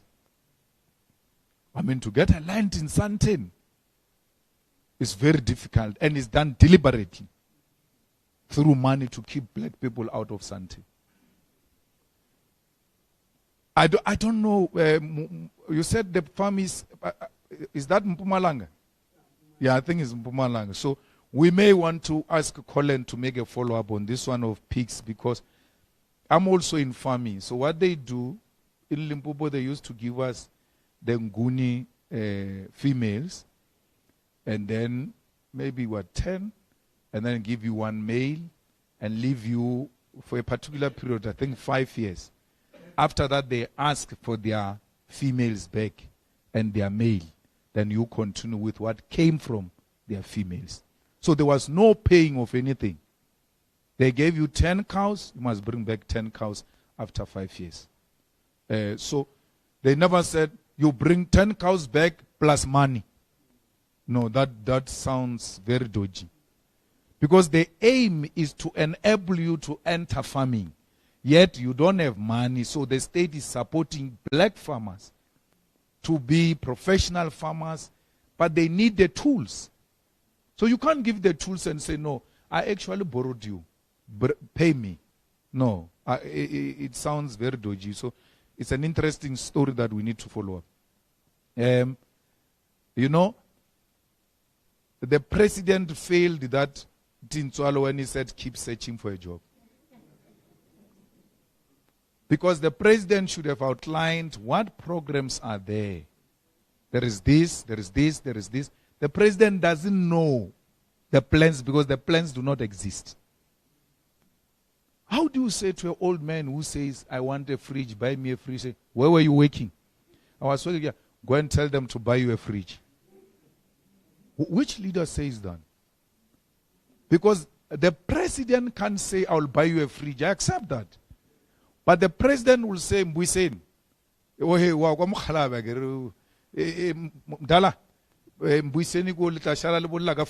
talk about the fridge. It's a very important aspect. Mbuyiseni understand the language that he must buy the fridge. You assign someone there, right there. Because he moves around, by the way, this door to door with business people and all of that. Just say, help the old man. The old man meets a president. The young woman meets a president. The fact that you came into contact with president, something must give. Motu uno tsena ka nko abatsama ka nko. Auna anything. Ugabari has never been here. Because that's what he did in Amanskral. He goes there, people die of cholera. He goes there, he's pretending to be caring. He left Amanskral till today. That Royfall thing has not been fixed. If anything, situation is worse. How can the press... You don't go if you don't have a plan. You first work on a plan. And then you go there because you've got a solution. You go there because you've got a solution. You go like you are listening and listening. You see what's going to happen? Minister of Water, I want this. I want. It's not true. They told him we are going to do 1, 2, 3. Let's go. But he goes there. He doesn't know who's going to do what. You're just going to see them. The president overborn. No, the president, once he has stepped in here, done. Our problems are solved. And the problems of Hammanskral are simple. The Royval water treatment plant's budget has been stolen by individuals. A tender was given. Money has been paid. The product is not there. I become a president or a deputy president or anything of that sort. I take that project, I even establish a site office. I go there twice a week. We have to finish this thing. You monitor it yourself because you went there. I'm going to be visiting. And Hammanskral is not Giyani. It's next to the Union Building. What stops the president from making a turn at Hammanskral to check if there is progress? People are dying of cholera before he goes to his office. You clear my diary. I'm going to run this program for the next 3 months. We're going to complete this thing. And if we don't complete this, heads are going to roll. So, because he's an executive president. The rest, the so-called minister of this, those things are nothing. They are assistants of the president on education, assistants of the president on finance. The man in charge, it's him. That's why you can fire anyone. And he requires no reason to fire you. Not so I was saying, I cancel. No more minister. It doesn't have to explain. I tell you to come and fix this thing of water treatment plant, you don't do it. You don't do it. It's fine. We shall release you in the morning through a statement. We don't even tell you. Just release a statement. It's done. There's no labor court, no CCMA. Student debt, there's no, what do you call it? Time frame. Because it's done immediately. It's part of the presidential speech that all of the student debt must be cancelled. Why does it need 5 years or anything? We are fighting every day now, demanding that the student debt must be cancelled. We even sponsored a bill, we said, about the cancellation of the student debt in parliament. Now, before we became government, the ANC used its majority and rejected it. We sponsored a bill to insource cleaners, to insource security guards, so that we can improve their lives. ANC rejected it. My biggest problem with security guards is that our fathers come and work here. And they work as security guards at the Joburg municipality, at the gate for 30 years. He comes back with nothing. And then Kuala Lumpur, when you come back with nothing, they say, "Bamujile basadi ba mathosa." Kwa magwe. Bamujile.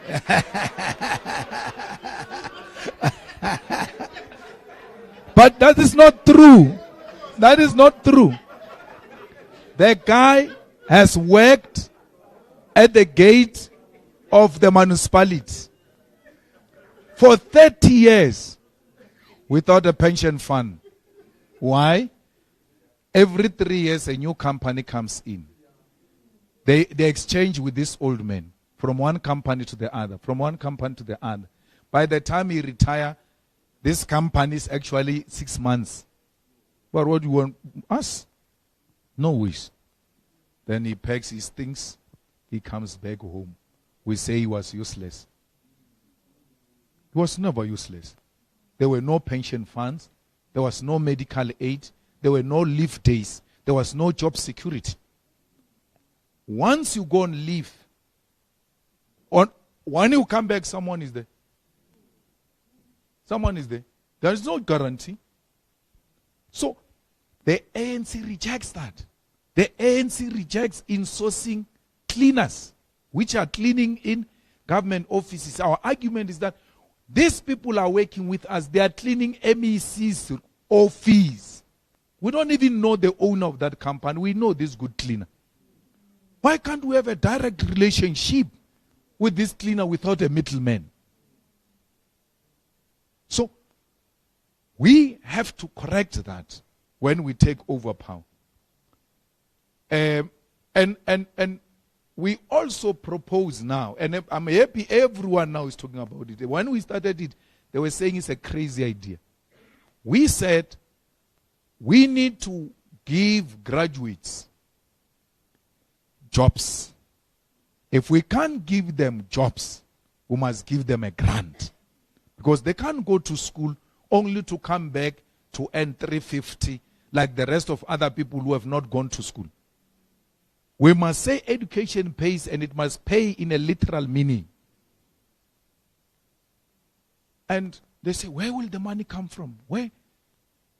There are not so many graduates. Not so many. We can take care of them with reprioritizing our priorities. Like I told you of Cape Town, I told you of provincial governments and all of, you redirect all of that to benefit the needy, and those are the graduates. A graduate has to prove, the same way people prove when we give them 350, that they've got any means of income. A graduate has to prove over a period of time that indeed I've been trying here, I applied here, I went interview here, and there must be that database of graduates where the government, when a person says, I need 10 people for this, the government must go on database and say, but the people are here, withdraw and give him. We don't even know our graduate. I don't know where the mismatch of skills come from, because we don't know this graduate. We don't know who are they. We don't know their qualifications. We don't know them. These people, there must be a database. And it must be hosted by that Department of Tulas of Employment. Because his department is supposed to be looking for jobs and placing people. It's useless. I went here at Waterfall the other day at the restaurant where they were saying they are hiring foreigners and what. Hey, let me go and see what's happening. And typical leader of African people, I go there unprepared. The guy says to me, here are the posts, my guy. The people employed here, this is the percentage. South Africans oversubscribed, no problem. But he says, I need 10 for all my restaurants, chefs. I've been advertising. It's not coming through. But I'm happy you're here. If you can give me 10 chefs, I don't even have to interview them. They come from the CIC take. I still haven't submitted.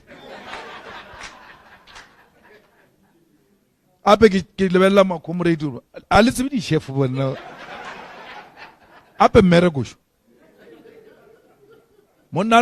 no problem. Give me. I've been advertising.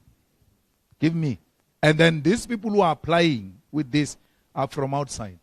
I'm holding this back with that understanding that you are saying to me. So I'm trying to find. I was supposed to go to the database and find the chefs on the government database where chefs graduate and register there. When he says to me, I need 10 chefs, I've been advertising, and say, you are lying. You were supposed to search here. This is where we find our people. There's no such a platform. There's no such a platform of rapists. People rape, get sentenced, go to jail, come back from prison to become teachers, primary teachers. Because no one can trace these guys that this is a rapist. Must not be brought anywhere to a girl child. Because once we start doing that, then people know this has got future and serious implications. Whereas your name is in public forever is there. People know the kind of crimes you committed, especially the crime of rape. We cannot issue such a simple database. Simple database. We have a child who goes to a no-fee school. This child goes to university, get NS. When he arrives, primary, no-fee school. Secondary, no-fee school. When he arrives at tertiary, they want registration fee. Throughout, they've been saying you are poor, go to this free school. We even give you a feeding scheme. We even give you food parcels. But what makes it worse is that my mother is a beneficiary of SASSA. SASSA, which is the state, which the state is supposed to plug all these SASSA beneficiaries on the university database. So, because when you arrive there, they want your parents' ID. When they punch it, it must say SASSA beneficiary. Automatically, this child qualifies to come in.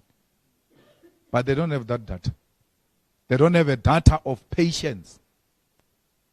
You go to a hospital in Tembisa, you've got these allergies, they get identified, no problem. You don't take this medicine, you leave. You go to Val. You collapse in Val. You can't speak to tell them what are your allergies. They inject you with those allergies. But if there was a database, they go in there, it gives your medical history. Why? For 30 years, hey, a technology, IT graduates are there who can do this thing. But they're not being used because they are eating from the files. No, file this, file that. So we really need a government of thinkers which is going to appreciate that every graduate must be accounted for. You know what is painful for me is that, at university, when you apply for NSFAS, they say, where's the parents, my father died, this. They say, no, bring the death certificate. How, or we're going to affidavit. How can government not know that my father died when they issued a death certificate? They are the ones who certified my father dead. They come and say, I must prove that he's dead. I must prove that they said he's dead.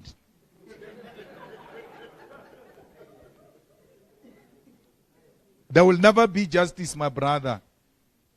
There will never be reconciliation without justice. This thing we're demanding of the land is justice. That's simple. The economy must be in the hands of the people because it was robbed from them. And the EFF government will prosecute apartheid agents. We know them. We know the operators of Flag Plus. We are going to go after them. And that's what they don't want. That's why they don't want the EFF. They know these ones are going to give us a problem. Where are those judges that were hanging people? No one speaks about them. No one dares to write about them that this one was a hanging judge. A hangist of note. And that's justice. That's justice to go and look for these people.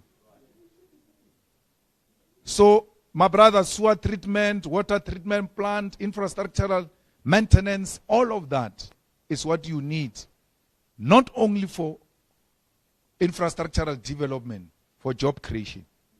You will never create jobs if you don't turn this country into a construction site. That's the only way you're going to create jobs.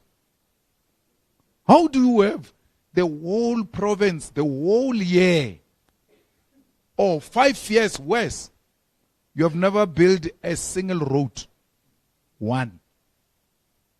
You have never asked us that there's going to be some maintenance, we are going to close water, so that you can take out asbestos pipes and put proper pipes to avoid leaks. You've never done that. The only time there is no water is not because you are doing anything. It's because the infrastructure collapsed. Not because you are maintaining it.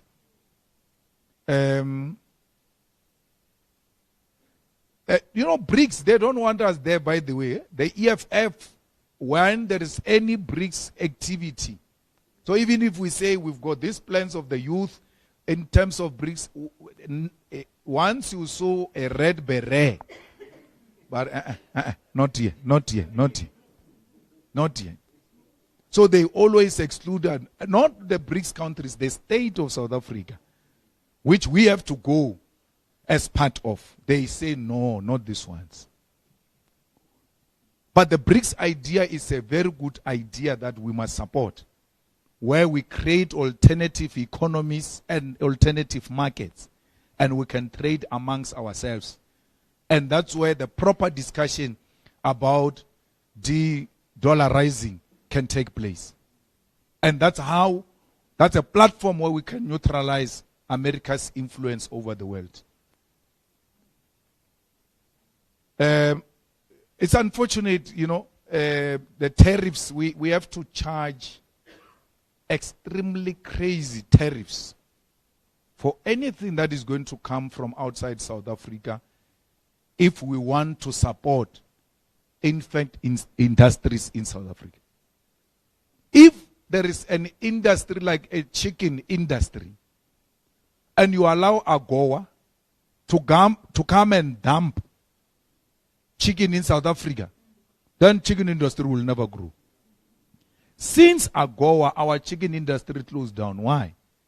In America, they only eat white meat of the chicken, like chicken breast and this thing that you over celebrate here, say chicken wings. They don't eat those things then. They don't want. Things like chicken wings, including the skin. Now the skin of the chicken gets sold. They don't eat the skin. They don't eat the chicken feet. They don't eat the inside. They don't eat the head. All of that get wrapped and dumped here in South Africa, effectively at no cost because they don't lose anything. They were going to throw them away. So you can buy them for any amount. When you go around saying you are buying pieces of chicken, those are the things from there which they've rejected. They come get sold here. They sell chicken feet. Like, they sell them because they get them close to nothing, and they sell them to us at a lower cost. When you produce chicken here in South Africa, you can't meet that. So we need to relook into that AGOA and say, what are the sectors of the AGOA which are threatening small industries in South Africa which have got potential to create jobs? So we need to charge very high tariffs, get customs to work at the airport so that we avoid these counterfeits that are entering our country and undermining our industrial development. I mean, textile industry in the Western Cape was big, was one of the biggest. Even in my township, we had a firm, a factory of producing clothes, textile factory in my own township, which hired a lot of people. Closed down. Closed down. We can revive it by not fighting with the Chinese, by saying to them, no problem, when you bring those things to us, you are going to pay so much to get them. No, not you even. The one who's bringing it into our country, the one who's inside our country bringing things from outside, we charge you a crazy tariffs interest. So much that when you put a price on that item you brought from outside, it's too expensive. And ours is able to rise. That is the only way. We don't fight with China. We're like, no, we're trading together. It's no problem. Where now you go and buy from China with these things of online. When you enter there is no hair which is going to enter there. If we have a hair here, we can do those things of hair here. You bring hair.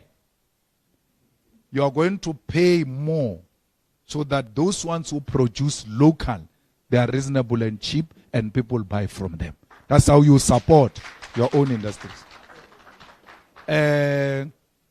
So that's how we aim to revive our industries and our textile industry in particular.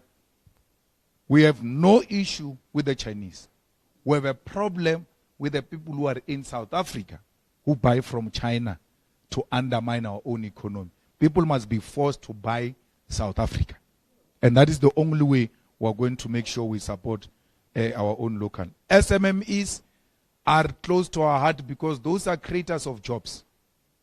The more SMMEs you have, the more receptionists you have, the more this you have, the more messengers you have, there has to be tax incentives for SMMEs because they cannot be charged the same percentage as the mining company, and they are called corporate tax. There has to be a difference between a big industry and a small industry, and we say when you reach this bracket this way, then we can amend you to fall into this other category. But just from when you start, They are here on your neck. You haven't declared. Declare what? I haven't got anything. I didn't get any job the whole year. And SMMEs that goes and business that goes and open their industries and factories in the areas outside Gauteng, there has to be incentives. Because we have to depopulate this place. It's going to become a nightmare very soon. We have to depopulate this place. And you depopulate it by decentralizing the economy. Why would someone want to leave Messina if there is an economic activity in Messina? They will stay there and do their own thing there. So we have to make sure that we decentralize the economy, we bring in efficient public transport. You know, to move from Soweto to Sandton, if you work in Sandton and you stay in Soweto, it will take you 3 hours to come in here. Because there is no reliable public transport and the traffic is jammed. If you go to Soweto during weekends, you will regret why you went there. You can't move. Now, what is so difficult about going to China and say to them, come build a speed train for us there and operate it? We don't want anything from you. We engage in BOT. Build it. Operate it. But after 30 years, transfer it to us. Imagine if we had asked that intervention on our power station in 1994. Those things will be transferred to us this year. Why are you so obsessed? Who's building it? Build it. You want to build it? Build it. Charge them. No problem. We are going to agree on how you go about it. It's okay. There are laws in South Africa and all of that. What is my immediate interest? My immediate interest is to supply my people with a reliable public transport. Then I build a speed train between Johannesburg and Musina. It takes an hour. Remember, Soweto takes 3 hours.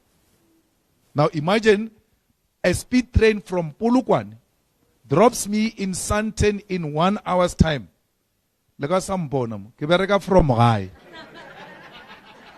Aki chaisha moki a speed train ke boela morao. It's safe, it's home, it's cheaper, because when I stay here, I run 2 homes. I can run 1 home with a reliable public transport. Why haven't we not built speed train, but we built Gautrain? And Gautrain is not transporting our people. It's even those roads, the way they go, where Gautrain goes, you know, it's not shame.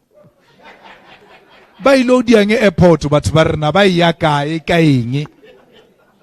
Barbana mele Gautrain by airport, by a guy airport. Boy a guy airport. But to ba Johannesburg CBD, Soweto. Johannesburg CBD, Soweto. Pitori, Orange Farm, Mamelodi. Go where our people are and give them reliable transport. And then you must subsidize the taxis. The taxis are not being subsidized. The only way we're going to professionalize this industry of the taxis is when we give it money. And when they talk too much, we're like, we'll withdraw this money. What do I say? This is how you're going to behave. You go this way, this way. We don't have a problem of buses. No one can bully the state from buses because we subsidize them. Once you buy a bus, you're already getting a subsidy. So we need to finance the taxis so that we control them. We professionalize it. We also regularize the salaries of taxi drivers because they are paid according to the feeling of the owner. Sometimes they beat them up. You scratched it here. For the next 3 weeks, you are not getting a salary. So we need to regulate the industry so that it also contributes to efficient public transport. And as far as, I wanted to talk about e-tolls. You know, we told you in 2014 that e-tolls must go. Dalimpof was even a premier candidate here in Gauteng for the EFF. He went demonstrating there. Aro katadi chipijel gam trisa chwerin sagar. When the EFF takes over, we're going to cut these things. 10 years ago, Dalimpof went and said these things must fall and fall in a literal way. 10 years after, Panyaza is standing next to the e-tolls with a countdown.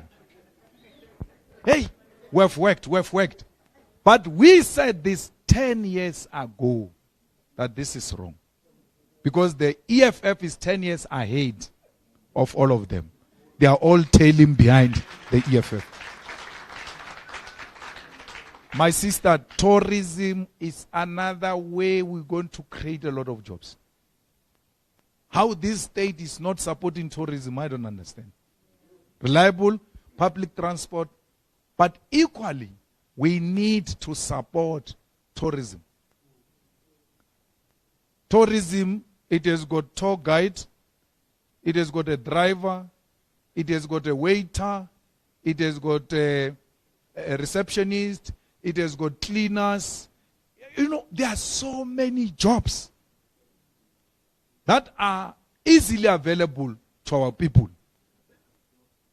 Easily, we train them easily, done, let's go. Imagine what tourism can do in Mpumalanga. Kruka is the only rural province where a big plane goes and land there, full of white tourists. Full. And then all of them are going to sleep in white-owned hotels. The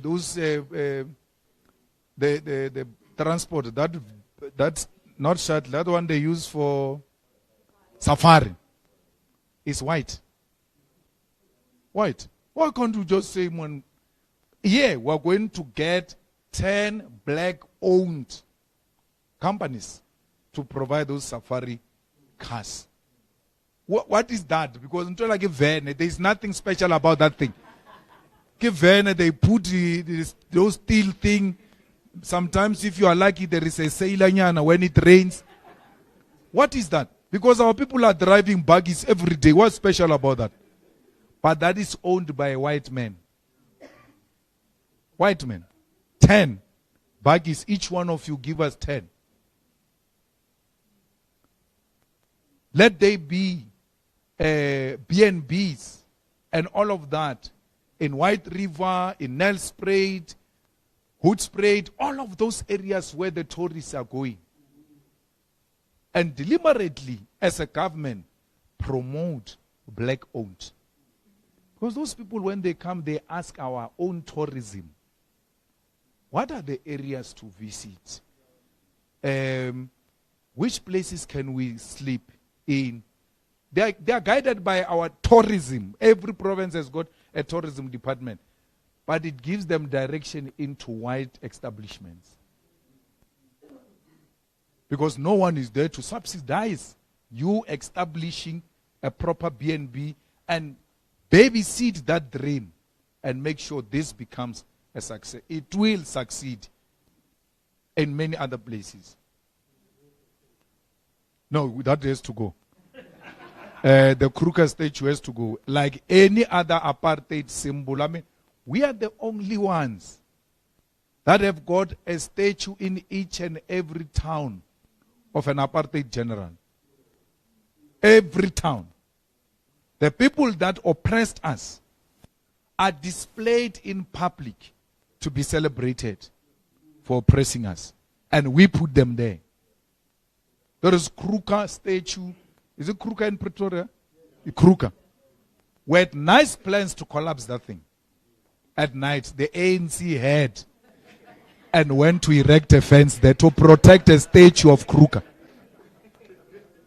That one of Kruger National Park is a bit difficult because I agree you have to go at night. And that Kruger, there might be those things. You may not even be shot by anyone. The things are waiting for you there. So you can't take that risk. That one we have to remove it officially like we did with Cecil John Rhodes at University of Cape Town. And as far as my brother, it's a mess. We don't even want to go there. EFF manifesto is very clear. Let the money go directly to the institutions of higher learning. This university, I know how many children it can take. It's my university. It's a state-owned institution. I know. Now, if each student must be financed by 100 rand and there are 10, I'll give you 1,000. Because I know in that university I've got 10. Each allocation is here. Listen to that beautiful argument. Why affording parents are not paying NSFAS for NSFAS to pay university for their children? Affording parents pay directly to the university. Government is paying for me. Why? Government is my parent. Why is government not doing like this private parent who pays directly to the university and pay for Julius Malema? Why? They can't do it because there must be a middleman. And that middleman is related to the Communist Party of Blade Nzimande and finances the Communist Party. And you picked it up correctly. Then there was a mess around this person. No, go. They remove him and then bring him through a back door in a different name to continue the financing of the Communist Party. Now they realize, no, this appointment of this and that is not working. Let's take it directly. Yes, now put it under administration. Because under administration means now he's got control over that money without any due process. Let the university monies be paid directly to universities and not through any other agent. And NSFAS must close down. There's got no role to play, nothing. Treasury must allocate the same way as allocating other departments. These institutions are the departments of the state. Let the state finance them directly. When they take money from Treasury to the Department of Health, they don't give some agent to come and give the Department of Health. Why is it different when it comes to institutions of higher learning? Because these institutions of higher learning are state-owned. Let the state be responsible for that. So our biggest problem with tenders is exactly that. That you've got this middleman all over even where it is not necessary. I mean, you get a tender advertised to buy toilet paper. Toilet paper. There's a big tender. A 20 rand toilet paper gets sold for 150 rand. If you are lucky. Because it can be 1,000 rand. Yeah, it can be 1,000 rand. If you are lucky, they will give it to you by 150. Otherwise, it can be 1,000 rand. I mean, look at those checks that Stan Matabata built in Zanin during COVID. Each one of them was costing us what? 500,000 mukuku. And then he went to open the checks. Those checks he did during COVID when they were saying they are placing homeless people. Build the checks. Paid thousands of money and put a ribbon to go and cut them. Because a tender was given to one of them. That's a problem with the tender system. Thank you very much. I'm not going to sit down. Please allow me from here to just leave. Because I'm speaking again at the Sandton Convention Center. Thank you very much. Thank you.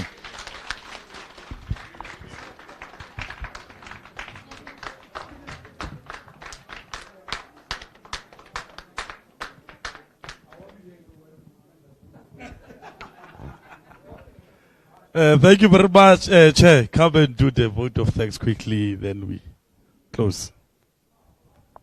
Yeah, we have a branch here. Respect the leadership.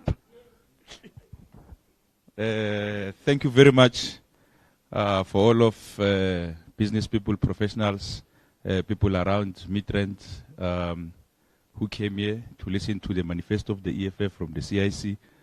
And to also, to some who don't know, Midrand 112 is the number one branch of the EFF in the whole country. It gives EFF 4,400 during national elections. So we are expecting to even get more this time around. I thank you.